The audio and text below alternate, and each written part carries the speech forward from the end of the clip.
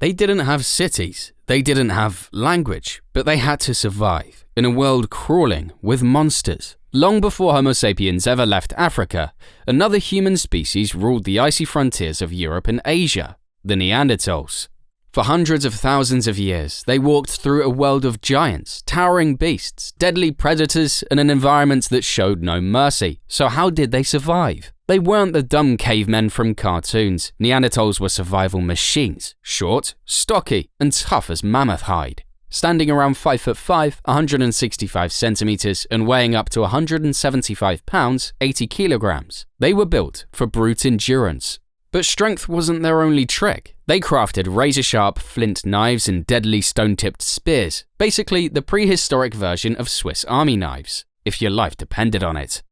But here's the twist. Neanderthals weren't always the hunters. In a world this savage, sometimes they were the prey. In fact, a 2016 study of Neanderthal skeletons tells a chilling story. 36% had scars from bear attacks. Big cats had mauled 21% and 17% carried the bite marks of wolves. For thousands of years, they fought, adapted, and survived, standing their ground against some of the most fearsome predators in history. But what were these Ice Age monsters, and how did Neanderthals hold their own against them? When it comes to predators, Neanderthals drew the short end of the straw because the animals they had to survive against were not just deadly, they were brutal. And perhaps the worst of them all were cave bears, with the 2016 study showing that bears made up 36% of injuries. The bears of the Ice Age were anything but to be messed with. The cave bear, scientifically called Ursus spelaeus, was a formidable predator in Pleistocene Europe. It coexisted with Neanderthals and other Ice Age fauna until its extinction around 24,000 years ago. In terms of size, male cave bears were significantly larger than most contemporary bear species, weighing between 350 to 600 kilograms, or 770 to 1,300 pounds. To put this into perspective, the average male grizzly bear weighs about 270 kilograms or 600 pounds, making cave bears substantially heavier. And if their weight wasn't scary enough, wait until you hear about their size. When standing on their hind legs, cave bears could reach up to 3 meters or 10 feet in height, towering over the average human and even surpassing the height of a modern Kodiak bear, which, by the way, are among the largest bears today.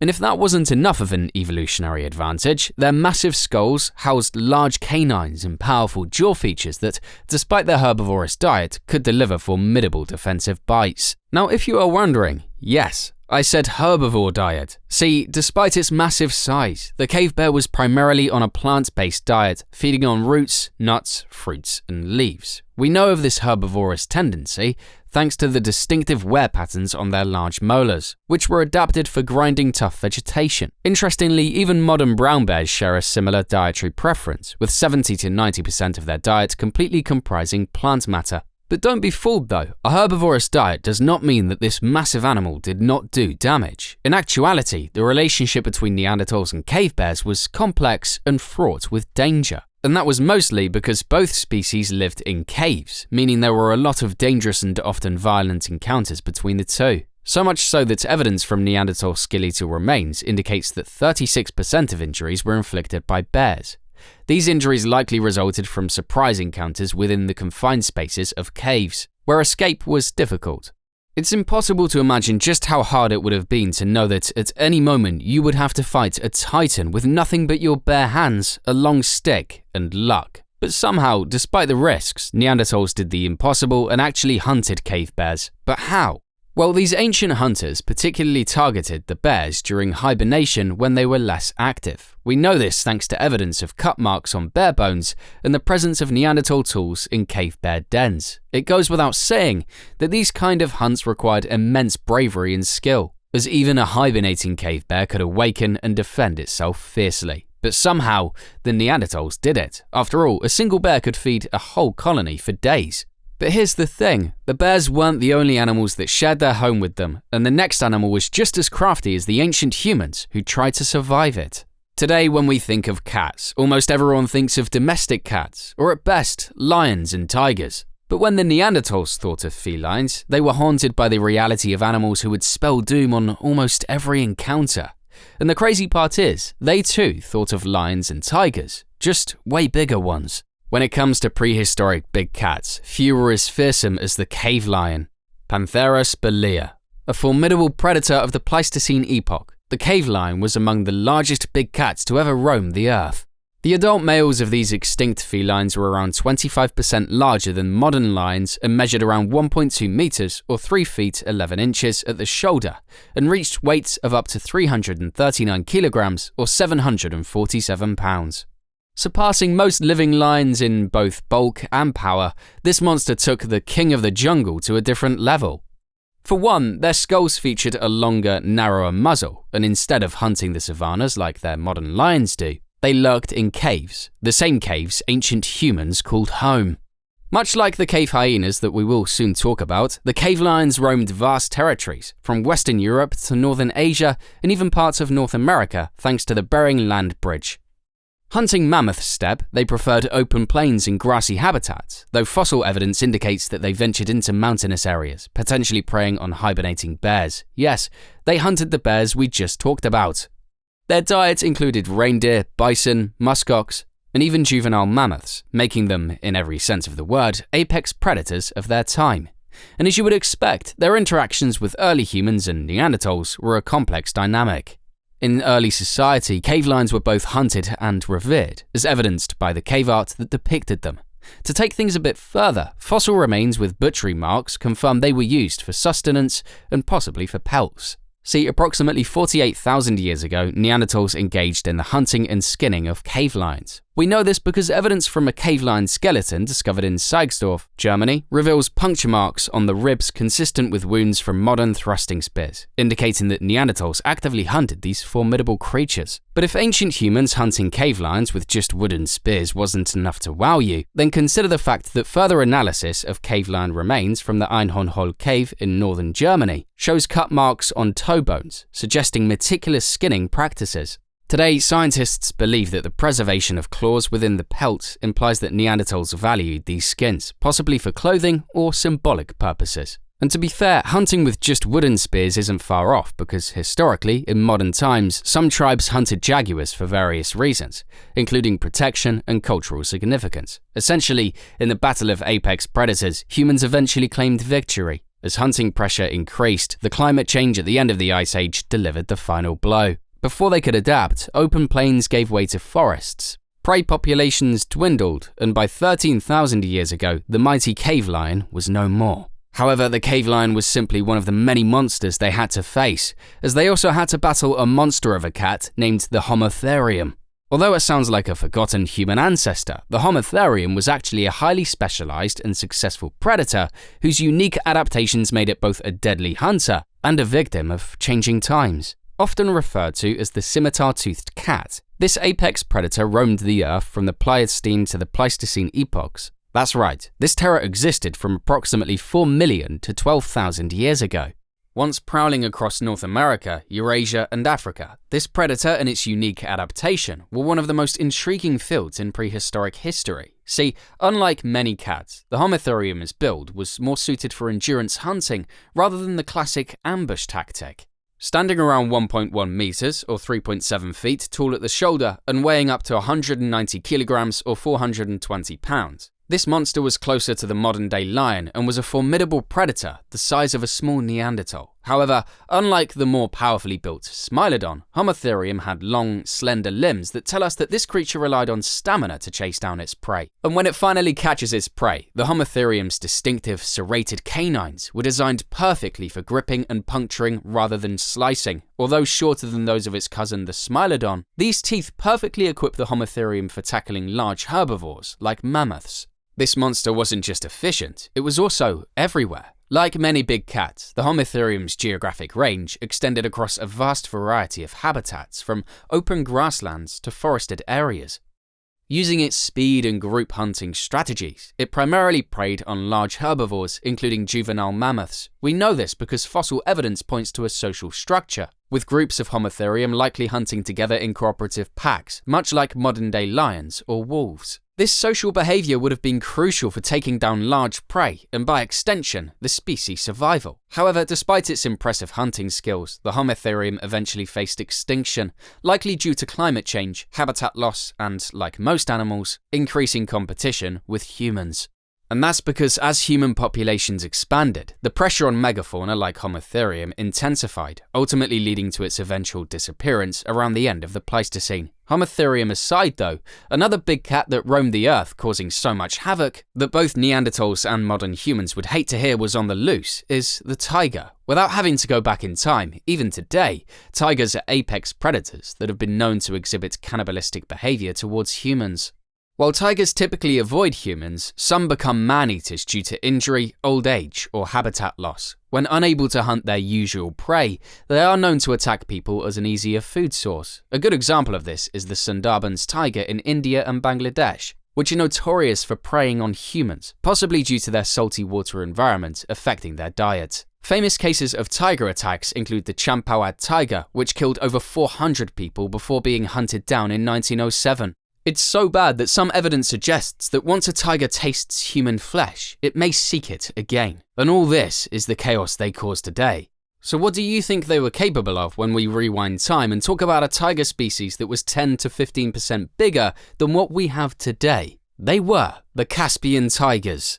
The Caspian tiger, scientifically called Panthera tigris virgata, was once a formidable predator that roamed the vast terrain surrounding the Caspian Sea, extending through the Caucasus, Central Asia, and into regions of modern-day Turkey, Iran, and Western China. This majestic feline, now extinct, was among the largest of its kind, with males reaching lengths of up to 10 feet or 3 meters and weighing between 240 to 300 kilograms or 530 to 660 pounds. Its robust physique and striking striped coat made it a symbol of power and beauty in the wild landscapes it inhabited. The relationship between humans and the Caspian tiger was complex and, at times, confrontational, so much so that historical records suggest that Neanderthals, who occupied parts of the Caspian tiger's range, likely encountered these stealthy predators. But unlike the more social cave lions, tigers are solitary hunters, known for their stealth and occasional predation on humans. For solitary Neanderthals, the presence of such a formidable predator would have posed significant challenges, meaning that every individual had to be on constant vigilance.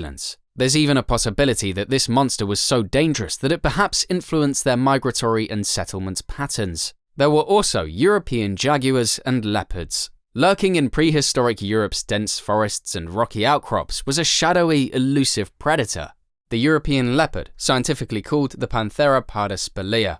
Comparable in size to modern leopards, these formidable felines stalked the same terrain as our ancient relatives, competing for food and survival. Fossils dating back 32,000 to 26,000 years ago place them right alongside Neanderthals, and at sites like Grotte des Bays in Belgium, their remains have been found alongside Neanderthal artifacts, suggesting the two might have had some deadly encounters. But before leopards ruled the forests, there was an even more imposing predator, the European jaguar. Panthera gombasiogensis. This beast, roaming Europe 1.5 million to 700,000 years ago, was larger than its modern relatives, with some males tipping the scales at 130 kilograms or 286 pounds. These jaguars were built for power, preying on large mammals and thriving in dense forests. First discovered in 1938 in Gombasek Cave, Slovakia. Their fossils have since turned up in Italy, England, Germany, Spain, France, and the Netherlands. Just imagine a world where Neanderthals, European leopards, and ancient jaguars coexisted. A predator's battlefield where survival meant outsmarting both prey and competition. While direct evidence of Neanderthals clashing with these big cats remains scarce, one thing is certain: the prehistoric landscape was anything but peaceful. These carnivores vied for dominance against other fearsome predators like the European cave lion and scimitar-toothed cat, creating a cutthroat ecosystem where only the strongest survived. But the felines weren't the only stars of this ecosystem, because wherever there is a cat, there is also definitely a dog. Quick pause. If you're enjoying this journey through the prehistoric world, give that like button a tap and hit subscribe. Over 97% of people watching haven't subscribed yet, and honestly, imagine what we could create together if even a few more joined the tribe. So go on, hit subscribe. We're just getting started. When it comes to prehistoric canids, two species that stand out were the wolves and cave hyenas, each playing a unique role in the Neanderthal story. See, Neanderthals and wolves shared the same territories, often stalking the same prey. It was an uneasy relationship, forged in conflict, but laced with possibility. In fact, archaeological evidence suggests that Neanderthals frequently sustained injuries from large predators, with wolves accounting for 17% of these wounds. These encounters may have stemmed from territorial disputes or struggles over carcasses left on the frozen plains. Yet, despite their competitive interactions, some researchers believe an unspoken understanding may have developed between the two species. Wolves, with their keen senses and cooperative hunting strategies, may have shadowed Neanderthal groups, scavenging their leftovers, and in return, their presence might have provided Neanderthals with an unexpected advantage, an early warning system against other threats. This relationship, while not one of domestication, could have been an early step towards the eventual bond between humans and canines. However, definitive evidence of true cooperation between Neanderthals and wolves remains elusive, leaving researchers to piece together the nature of their interactions from fragments of time. But wolves were not the only predators that shaped Neanderthal existence. A far more menacing competitor lurked in the darkness of the caves. The cave hyena. Larger and more robust than its modern African relative, the cave hyena was a dominant force, standing 3 feet or 1 meter tall at the shoulder and weighing up to 210 pounds or 95 kilograms. It was both a hunter and a scavenger, targeting the same large herbivores that Neanderthals depended upon for survival. Now here's the thing, the rivalry between Neanderthals and cave hyenas extended beyond the hunt. Both species sought shelter in the same caves, leading to alternating occupations over generations. And although that is scary, fossil records reveal a grim reality. Cave hyenas scavenged Neanderthal remains, and we know this because their bones bear unmistakable gnaw marks. But the relationship was not one-sided. Neanderthals, too, butchered and likely consumed hyenas, marking a brutal cycle of predator and prey. This competition was relentless. Every hunt, every shelter, every resource was a battlefield. Cave hyenas moved in packs, overwhelming prey with sheer numbers and ferocity. Neanderthals, in contrast, relied on intelligence, strategy, and their advanced tool-making abilities. To survive, they had to anticipate the movements of their competitors, adapt to shifting conditions, and carve out a place in a world where every moment was a fight for dominance. Now we've established what the predators were, it's time to look at the prey, and in some ways, these animals were a bit more interesting. In the diverse ecosystems of Pleistocene Europe, Neanderthals coexisted with various cervid species, notably reindeer, scientifically called Rangifer tarandus, and several types of deer. Reindeer were particularly abundant in colder periods, migrating across vast distances. Because of this, Neanderthals adeptly timed their movements to intercept these migrations, employing sophisticated hunting strategies. We know this because chemical analysis of reindeer teeth from sites like Jonzac, France, reveal insights into these patterns, suggesting that Neanderthals planned their hunts based on reindeer migratory behavior. In addition to reindeer, Neanderthals hunted other deer species, such as the now extinct giant deer and fallow deer. Evidence from Neumark, Nord, Germany indicates that Neanderthals used close-range thrusting spears to hunt fallow deer, as demonstrated by lesions on 120,000-year-old deer bones. This method required coordinated group efforts and intimate knowledge of prey behavior. Beyond subsistence, interactions with these animals seems to have also had cultural significance. Scientists pieced this together because of a 51,000-year-old engraved giant deer bone discovered in Germany that suggests that Neanderthals engaged in symbolic or artistic practices, indicating a cognitive complexity previously underestimated. But deers were just the tip of the iceberg when it came to herbivores. In the expansive terrains of Pleistocene Europe and Asia, Neanderthals coexisted with the formidable Irish elk, scientifically called Megaloceros giganteus. Strangely, despite its name, the Irish elk was not exclusive to Ireland. Its range extended across much of Eurasia. This majestic cervid stood approximately 2 meters or 6'5" tall at the shoulder and boasted the largest antlers of any known deer species, spanning up to 3.7 meters or 12 feet from tip to tip and weighing around 40 kilograms or 88 pounds. These expansive palmate antlers look a lot like those of modern moose, but significantly larger. It is believed they were likely used for combat during mating seasons and as displays to establish dominance. Like with most species, the relationship between Neanderthals and Irish elk was multifaceted. Archaeological evidence from Middle Paleolithic sites, such as Bollamore Cave in Spain, and the Neanderthal cave in Italy indicates that Neanderthals hunted and butchered these massive deer. Cut marks on Irish elk bones from these sites, dating back approximately 180,000 to 44,000 years, reveal that Neanderthals employed stone tools to process the carcasses for meat, hide, and possibly antlers. But here's the thing, the sheer size and strength of the Irish elk made hunting them a formidable challenge. Even modern moose, which are smaller than the Irish elk, are known to be dangerous and can be aggressive when threatened. Given this, it's plausible that Neanderthals faced significant risks during hunts, potentially leading to injuries or fatalities, but it was worth it because a successful hunt would have provided substantial resources, including large quantities of meat and hides suitable for clothing or shelter. Beyond subsistence, the impressive antlers of the Irish elk may have held symbolic significance for Neanderthals. While direct evidence of such symbolism is limited, the rarity of Irish elk depictions in Upper Paleolithic art suggests that these animals occupied a unique place in the cognitive and cultural landscapes of early humans. Another animal that seems to have achieved this unique level of importance is the woolly mammoth. Famous for its adaptation into major pop culture movies, Neanderthals shared their habitats with two colossal proboscideans, the woolly mammoth, Bos Primigenius, and the straight-tusked elephant, Paleoloxodon antiquus. These majestic creatures not only dominated the landscape, but also played pivotal roles in the survival and cultural practices of Neanderthal communities. See the woolly mammoth, with its iconic, long, curved tusks and dense, shaggy fur, was well adapted to the frigid climates of Ice Age Europe and Asia. Standing approximately 3 meters or 10 feet tall at the shoulder and weighing up to 6 tons, these herbivores roamed the Mammoth steppe, a vast, cold and dry region. Neanderthals, equipped with sophisticated hunting strategies and tools, targeted these massive beasts for their meat, hides and bones. For them, the successful hunt of a mammoth would have provided a substantial food source and raw materials for tools and shelter for the whole colony. They were in many ways the ultimate prize. On the other hand though, the straight-tusked elephant inhabited the more temperate forests and grasslands of Europe and Western Asia between 800,000 and 100,000 years ago. Towering over 4 meters or 13 feet tall and weighing up to 13 tons, these elephants were among the largest land mammals of their time, surpassing even the woolly mammoth in size.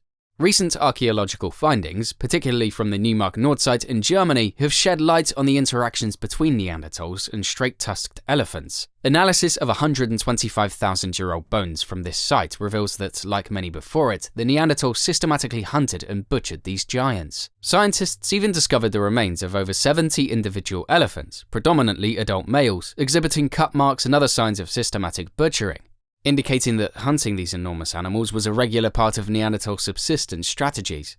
The successful hunt of such large prey doesn't just provide food for the colony, but also suggests that Neanderthals possessed advanced hunting techniques and social cooperation. They essentially weighed the risk and gain and chose to run head-on against the largest mammal on the land with nothing more efficient than a wooden stick. Their hunts, however, would have been worth it after all. The sheer amount of resources obtained from a single elephant could sustain a community for an extended period, providing not only meat, but also hides for clothing and shelter and bones for tool making. Now, if you thought this was impressive, wait until you hear about the woolly rhino.